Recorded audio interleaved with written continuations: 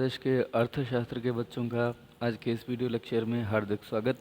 आज हम अध्याय 5 आंकड़ों के संकलन की संगणना और निदर्शन विधियाँ इस चैप्टर की शुरुआत करेंगे। देखिए, सांख्यिकी अनुसंधान यानी स्टैटिस्टिकल इन्वेस्टिगेशन के लिए अनुसंधानकर्ता द्वारा आंकड़े और समंक एकत्रित किए ही जाते हैं। आंकड़े या समंक यानी कि डेटा, ठीक है। आंकड़े एकत्रित करने के संबंध में आपको यह ध्यान रखना होता है कि इनमें कोई त्रुटि या दोष न हो। त्रुटि और दोष अगर रह गए तो ये सारे अनुसंधान को बुरी तरह से प्रभावित करेगा, निगेटिवली प्रभावित करेगा, प्रतिकूल रूप से प्रभावित करेगा। अतः अनुसंधानकर्ता के लिए इस कार्य में अत्यधिक सावधानी और सतर्कता बरतना अति आवश्यक है।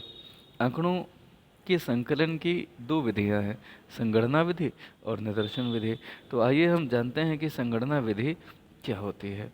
देखिए, जो संगणना विधि होती है इसकी जो खासियत है वो यह है कि जब किसी विषय से संबंधित संपूर्ण समूह अथवा समग्र की संपूर्ण समूह अथवा समग्र यानी कि पूरा जो होल ग्रुप है, जिसे आप पॉपुलेशन भी बोलते हैं, क्या बोलते हैं? पॉपुलेशन, ठीक है। तो ये जो पॉपुलेशन है इसकी प्रत्येक व्यक्तिगत इकाई के विषय में जब आवश्यक सांख्यिकी जानकारी संकलित की जाए तो यह पूर्ण गणना विधि, पूर्ण गणना यानी कि संगणना, इसको सेंसस मेथड कहा जाता है, ठीक है। इस विधि में सांख्यिकी जांच सभी मदों पर यानी कि सभी आइटम, सभी वेरिएबल्स जिन्हें हम पद बोलते हैं ना, 2, 4, 6, 8 जो भी, इन सभी पर आधारित होती है। उदाहरण के लिए यदि एक कक्षा के विद्यार्थियों का औसत वजन ज्ञात करना है तो कक्षा के सभी 75 विद्यार्थियों के वजन के आंकड़े इकट्ठा किए जाएं तो समंक संकलन की यह विधि संगणना विधि कहलाएगी। भारत में जनगणना, उत्पादन गणना, आयात निर्यात गणना, ये सब संगणना विधि के माध्यम से ही इनका अनुमान और इनका गणना किया जाता है। इनका अनुमान लगाया जाता है और इनकी गणना की जाती है। तो संगणना विधि के क्या क्या गुण हैं, अब आइए इस पर बात करते हैं। चूँकि समस्त वेरिएबल से संबंधित आंकड़े जो हैं वो इकट्ठा किए जाते हैं तो इनकी विश्वसनीयता ज़्यादा होती है, ठीक है। प्रत्येक इकाई का गहन अध्ययन होता है, इससे आधिकारिक निष्कर्ष अत्यधिक शुद्ध और विश्वसनीय होता है। विस्तृत जानकारी, इसमें समग्र की प्रत्येक इकाई के विषय में आंकड़े एकत्रित किए जाते हैं जिससे उससे संबंधित विस्तृत जानकारी, विस्तार से जानकारी मिल जाती है।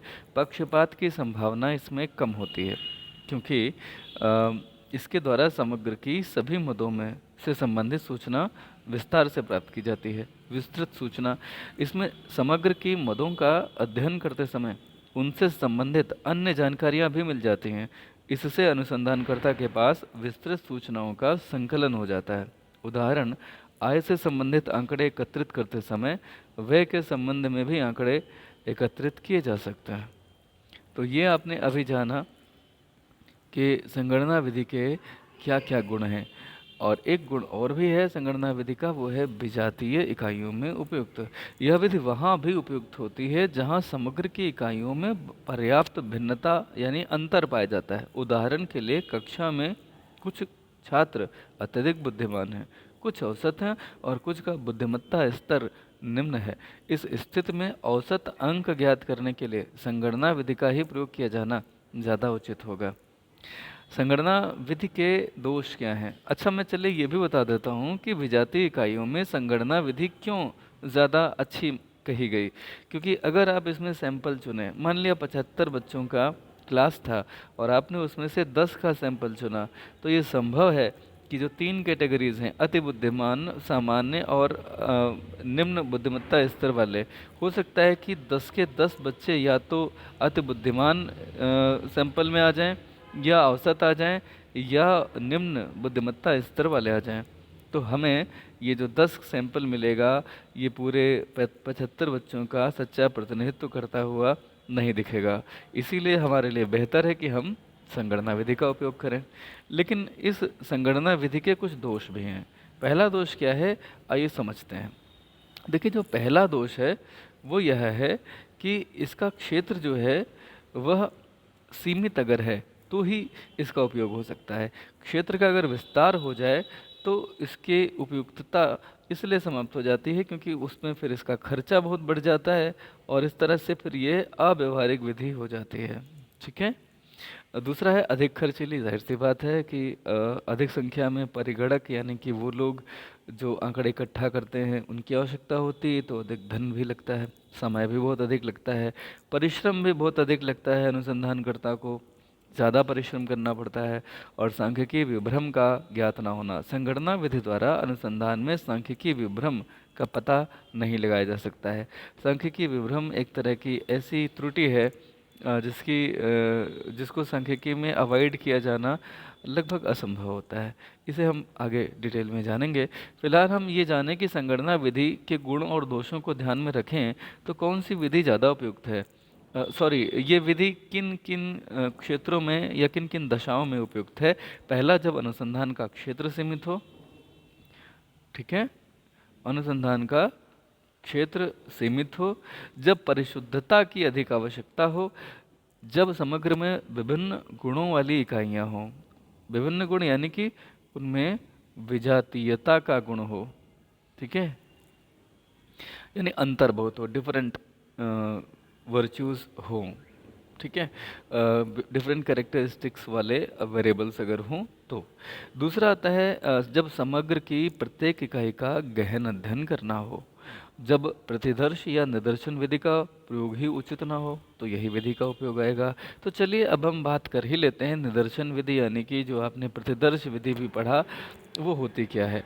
इसको आप सैंपलिंग मेथड भी बोलते हैं। क्या बोलते हैं? Sampling method.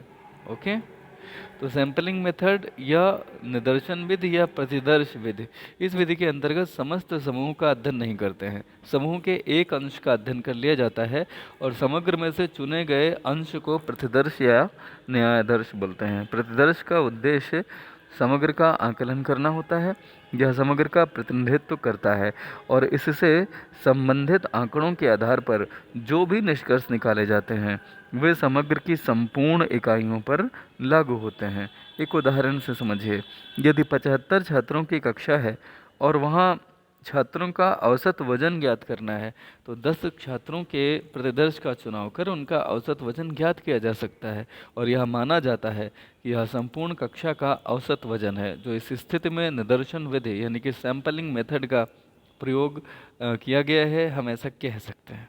चलिए इस विधि के हम कुछ गुण भी जान लें। देखिए, गुणों में सबसे पहले बात आती है विश्वसनीयता। यदि नमूना समुचित आधार पर उचित व पर्याप्त मात्रा में छांटा गया हो तो इस विधि से प्राप्त निष्कर्ष उतने ही विश्वसनीय होते हैं जितने कि पूर्ण गणना अथवा संगणना विधि के माध्यम से होते हैं। ठीक है। दूसरा जो इसके गुण हैं वो है मितव्ययिता।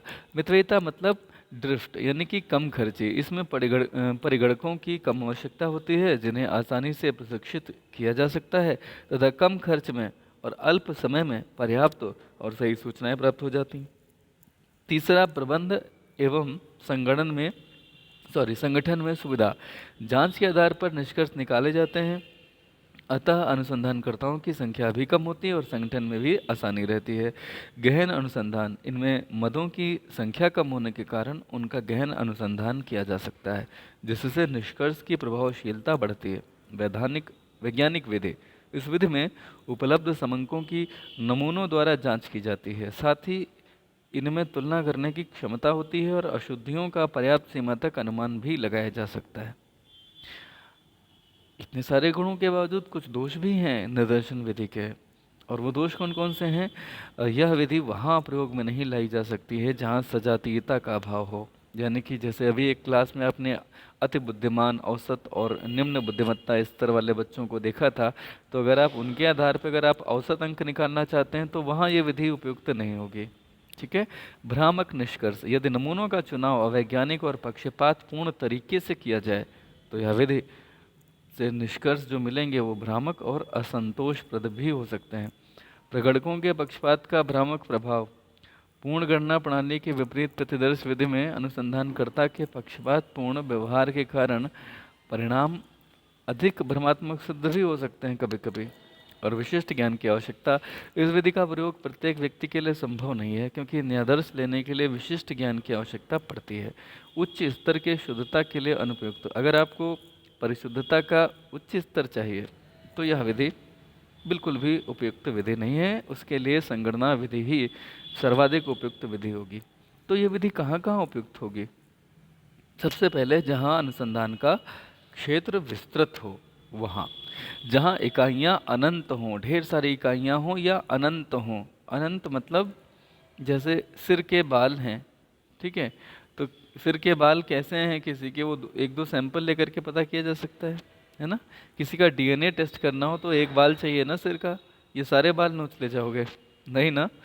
तो जब समंक की प्रकृति परिवर्तनशील हो तो भी, जब समय धन और परिश्रम की बचत करनी हो, समय धन और परिश्रम आपको तीनों बचाना हो तो भी।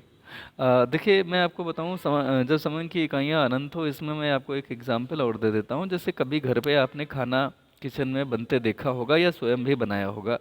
तो आप देखते हैं कि मान लिया आपने खिचड़ी बनाई, तो वो खिचड़ी में नमक पड़ा है कि नहीं पड़ा है, या जो चावल थे वो पूरे हो गए कि नहीं हो गए, इसके लिए क्या करते हैं, एक चम्मच या हाथ में एक दो दाने लेकर के उनको मसल के देख लेती हैं माताएं घर में, बहनें, और उससे अंदाज़ा हो जाता है कि खिचड़ी पूरी पक गई कि नहीं पकी। साथ ही साथ ये भी देखना होता है कि नमक ठीक है कि नहीं, तो एक चम्मच खिचड़ी निकाल करके उसका स्वाद ले लिया जाता है और अंदाज़ा हो जाता है। क्या आप पूरी खिचड़ी को चेक करने के लिए पूरी खिचड़ी का एक एक दाना खा के देखते हैं? नहीं ना। क्यों? क्योंकि वहाँ पर सजातीयता का गुण है, ठीक है। जैसे नमक कुछ दानों में होगा, वैसे ही पूरी खिचड़ी में होगा। तो उनमें सजातीयता का गुण है, इसलिए सैंपल वहाँ बहुत अच्छे से काम करेगा। वहाँ संगणना विधि निश्चित रूप से अनुपयुक्त होगी। अगर शीघ्र निर्णय आपको जानना है तो भी आपको निदर्शन विधि का उपयोग करना होता है। तो उसमें आप इकाइयाँ अनंत होती हैं, जैसे चावल के दाने तो अनंत हैं, तो उसमें आप एक दो दाने लेकर के आप पूरे का अंदाज़ा लगा लेते हैं। ओके, तो चलिए अब हम आगे बढ़ते हैं, संगणना और निदर्शन विधि के अंतरों को जान लेते हैं। इनके बीच में जो जो अंतर हैं वो क्या क्या हैं, आइए समझते हैं। सबसे पहला अंतर है अनुसंधान का क्षेत्र। तो यह विधि वहाँ उपयुक्त होगी जहाँ सीमित अनुसंधान क्षेत्र हो, और यह जहाँ बड़ा अनुसंधान क्षेत्र हो। जो इकाइयाँ हैं, प्रत्येक इकाई जो होगी उससे संबंधित संगणना विधि में हमें सूचना मिल जाती है, लेकिन इस विधि में केवल कुछ इकाइयों के बारे में ही सूचना मिलती है। इसके अलावा मदों का स्वरूप, यह विधि वहाँ उपयुक्त होता है जहाँ विजातीय मदें होती हैं। कैसी मदें होती हैं? विजातीय। विजातीय मतलब अलग अलग गुणों वाली, ठीक है। और इसमें सजातीय मदें होंगी। वे अधिक खर्चीली है, ये कम खर्चीली है। ये कौन सी विधि है? निदर्शन विधि, ठीक है। शुद्धता की मात्रा, यहाँ पर शुद्धता की मात्रा अधिक रहती है और यहाँ शुद्धता की मात्रा अपेक्षाकृत कम रहती है, ठीक है। वैज्ञानिकता, यह विधि कम वैज्ञानिक है, क्योंकि आप सारा का सारा अध्ययन करें और तब पूरी कोई बात जान पाएँ, या आप कम का अध्ययन करके पूरी बात जान जाए तो ये ज़्यादा वैज्ञानिकता वाली बात हुई। प्रबंधन, इसमें व्यापक संगठन की आवश्यकता पड़ती है, इसीलिए प्रबंधन में कठिनाई आती है। इसमें छोटा संगठन काम कर लेता है तो प्रबंधन में सुविधा रहती है। इस विधि में समस्त मदों के आधार पर निष्कर्ष निकाले जाते हैं और इसमें कुछ मदों के आधार पर निष्कर्ष निकाले जाते हैं। हमारा अगला टॉपिक ये है कि एक अच्छे न्यायाधीश के लिए आवश्यक तत्व कौन कौन से हैं। तो देखिए, एक अच्छे न्यायाधीश में स्वतंत्रता का गुण होना चाहिए। आप समग्र की सभी इकाइयाँ आपस में स्वतंत्र होनी चाहिए, यह एक दूसरे पर आश्रित नहीं होनी चाहिए। न्यायाधीश पर्याप्त होना चाहिए, उसका साइज जो है, सैंपल साइज जिसे बोलते हैं, वो बहुत कम ना हो। 75 बच्चों में अगर आप सैंपल लेना चाहते हैं तो बेहतर है कि कम से कम 20 बच्चे ज़रूर हों, ठीक है। अगर 5 बच्चों का सैंपल लेंगे तो हो सकता है कि आपका सैंपल पूरे 75 बच्चों का सही सही सच्चा प्रतिनिधित्व ना कर पाए। और न्यायाधीश ऐसा हो जो समग्र की सभी विशेषताओं का पूर्ण प्रतिनिधित्व करता हो। यही न्यायाधीश की परिभाषा भी है, प्रतिनिधित्व का गुण न्यायाधीश में होना चाहिए। सजातीयता, एक ही समग्र में दो या दो से अधिक न्यायाधीश छांटे जाएं तो इनमें सजातीयता का गुण दिखना चाहिए। निष्पक्षता, न्यायाधीश ऐसा हो जिस पर अनुसंधानकर्ता की व्यक्तिगत भावनाओं का कोई प्रभाव न हो। और योग्यता की अगर बात करें तो न्यायाधीश ऐसा होना चाहिए जो कुशल, अनुभवी और योग्य अनुसंधानकर्ता द्वारा चुना गया हो। तो अभी पॉइंट नंबर 5.1 क्या है? Check point. आंकड़ों को संकलित करने की कितनी विधियां हैं बताइए? सही जवाब क्या होगा? 2 विधियां हैं। भारत में जनगणना के आंकड़े किस विधि से संकलित किए जाते हैं? संगणना या निदर्शन विधि? तो अभी आपने पढ़ा था ये संगणना विधि होती है। समग्र में चुने गए अंश को क्या कहते हैं? जब हम चुने गए अंश को, अंश मतलब पूरा नहीं हिस्सा, उसको प्रतिदर्श बोलते हैं। अभी आपने पढ़ा था ना। और निदर्शन विधि किस क्षेत्र में उपयुक्त होती है? जहाँ सीमित क्षेत्र हो। ठीक है, तो ये आपको आता होगा। अब हम आगे पढ़ने वाले हैं निदर्शन की कौन कौन सी विधियां होती हैं। तो इसमें सबसे पहले विधि होती है देव निदर्शन विधि या यादृच्छिक प्रतिचयन विधि। ठीक, सभी बच्चों से ये उम्मीद की जाती है कि आप देव निदर्शन विधि की एक रीडिंग करेंगे। इसमें साधारण देव निदर्शन, लॉटरी विधि, ढोल घुमाकर, देव निदर्शन सारणियों द्वारा या अन्य जो भी विधियां हैं, यहाँ तक आप अध्ययन कर लें देव निदर्शन विधि के दोष और गुण तक। इसका पूरा विस्तार से एक्सप्लेनेशन कल के वीडियो में आपको दिया जाएगा। आज के लिए इतना ही। आज आप इनको अच्छे से पढ़ लें और इन्हें याद करने की कोशिश करें। बहुत बहुत धन्यवाद। ये वीडियो आप उन सभी छात्रों के बीच में साझा करें जिन्हें इकोनॉमिक्स अच्छे से सीखना है और गहराई से समझना है। बहुत बहुत धन्यवाद।